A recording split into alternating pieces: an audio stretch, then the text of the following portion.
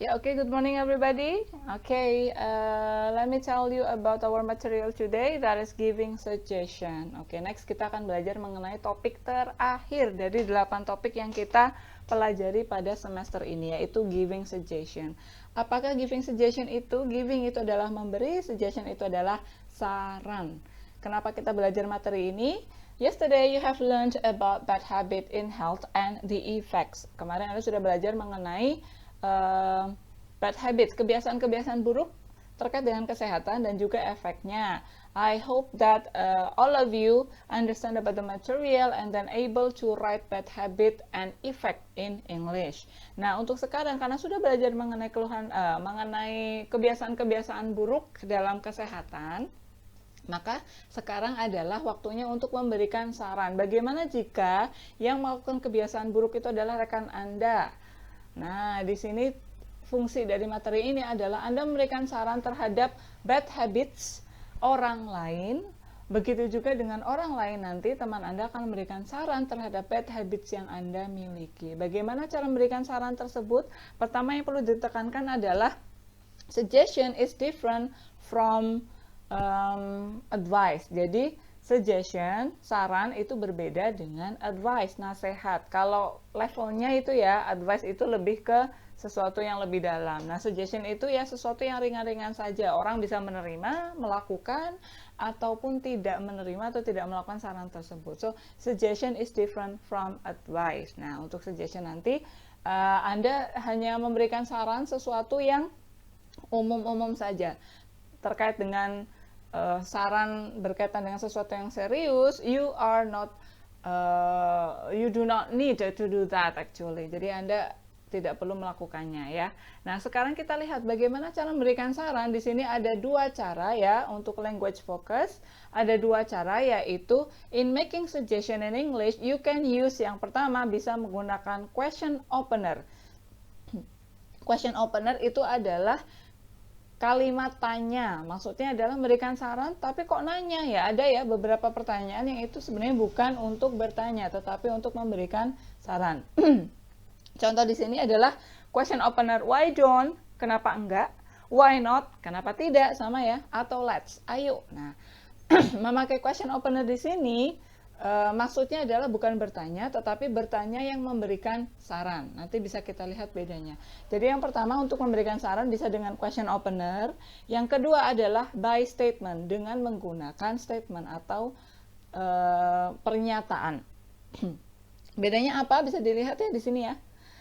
Untuk question opener, contohnya adalah why don't. You can see the pattern here, bisa dilihat dari polanya. Ketika ada why don't, Anda bisa langsung mengikuti dengan subjek. Saya pilihkan subjek di sini hanya 4 subjek ya, I, you, we, atau they.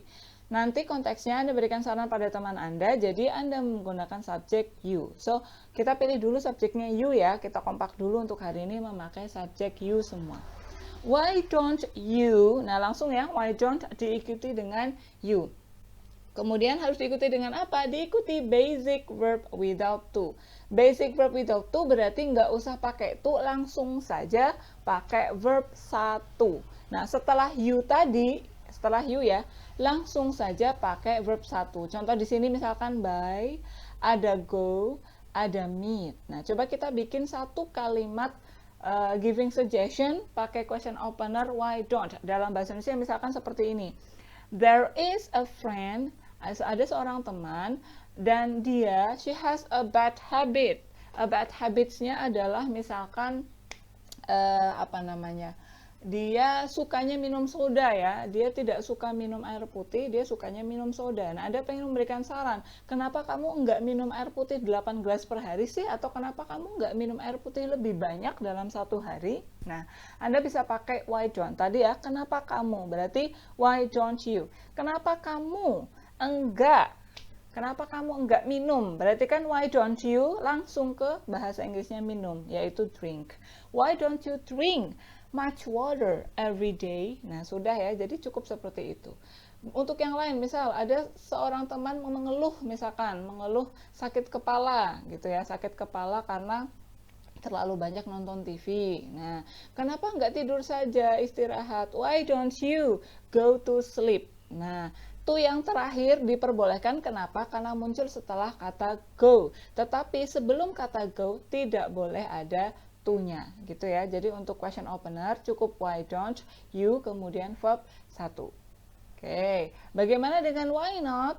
Why not itu juga langsung diikuti dengan verb 1. Bedanya dengan why don't adalah kalau why don't bisa diikuti dengan subjek, kalau why not dan let's itu tidak usah pakai subjek. Jadi kalau Anda memberikan saran kenapa tidak? Nah, kenapa tidak ini ada dua macam ya. Misalkan memakai why don't. Why don't? Nah, why don't? Why don't you drink much water every day? Kenapa kamu tidak minum air putih tiap hari?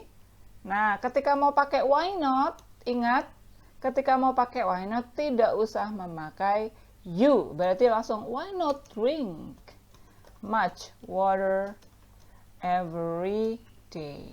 Nah, bagaimana ketika mau pakai let's? Kalau let's juga langsung ya, let's drink. Let's drink much water every day.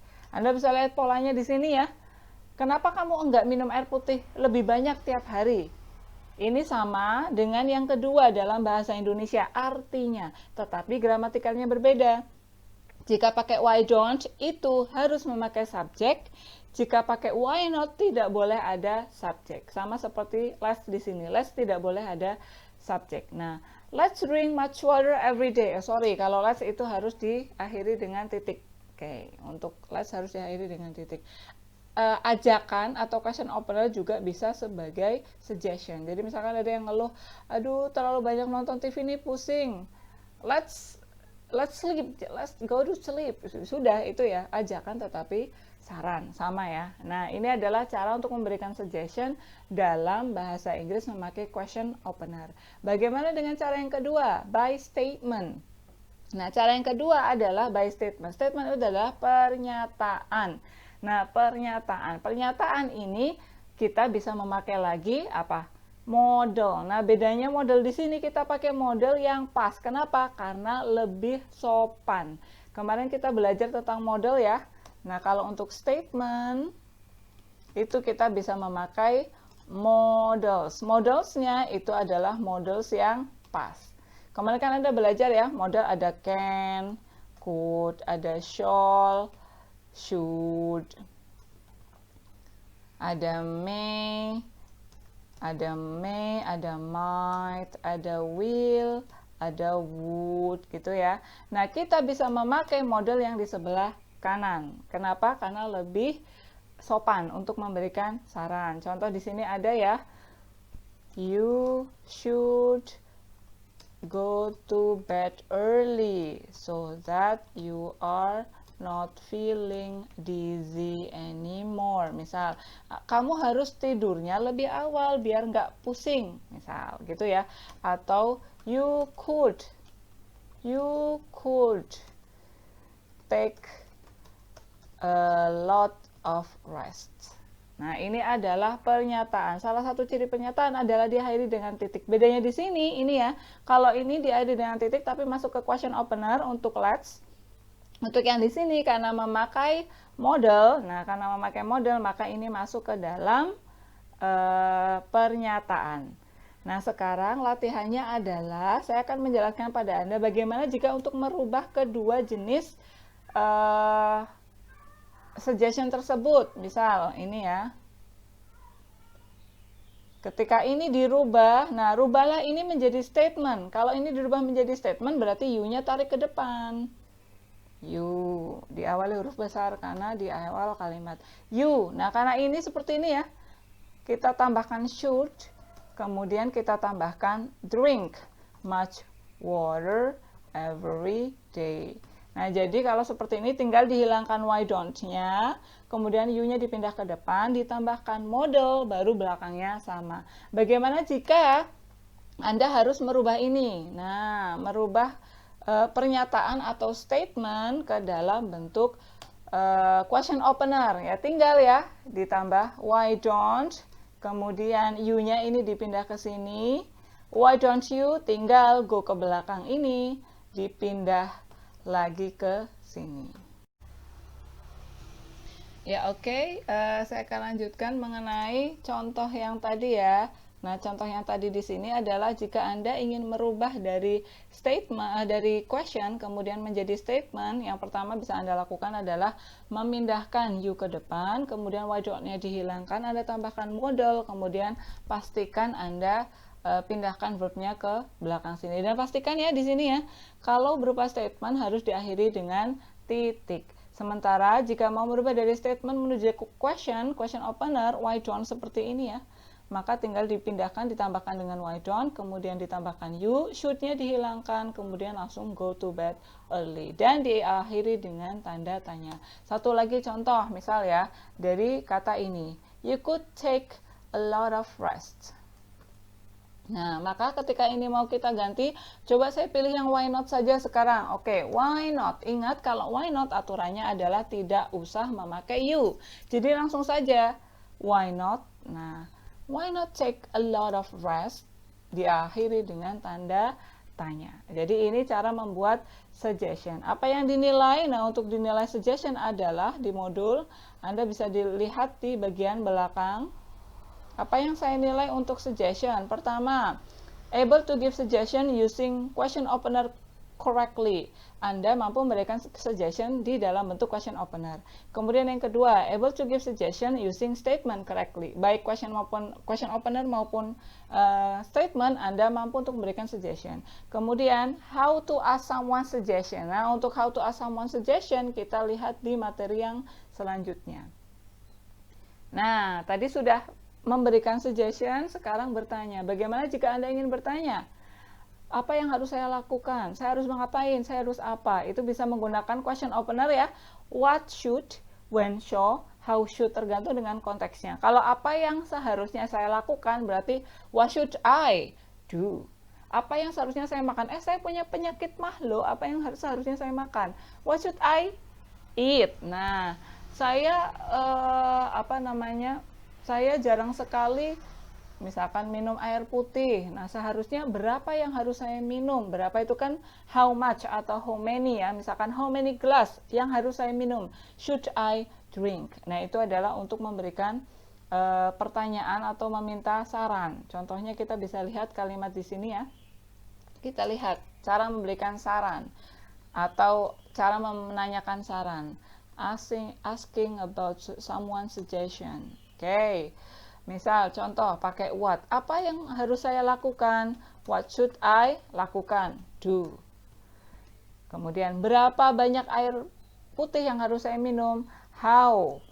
Berapa banyak itu? How much water should I drink? Nah, jam berapa saya harus bangun? Jam berapa itu what time? What time saya harus bangun? Should I bangun? Get up in the morning.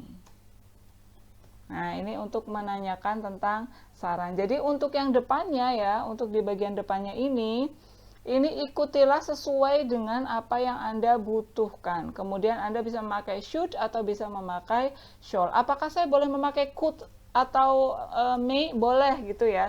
Tapi di sini Anda bisa menggunakan should untuk lebih sopannya lagi. Misalkan di sini, rubahlah di sini ya, ini misalkan ini menjadi sebuah jawaban dari saran tertentu. Maka ketika mau memberi asking about suggestion yang jawabannya adalah you could take a lot of rest, itu bisa dengan begini, misalkan what should I do if I don't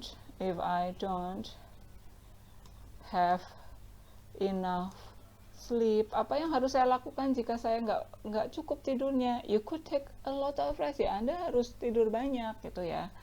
Atau pertanyaan yang lain, misal asking about suggestion.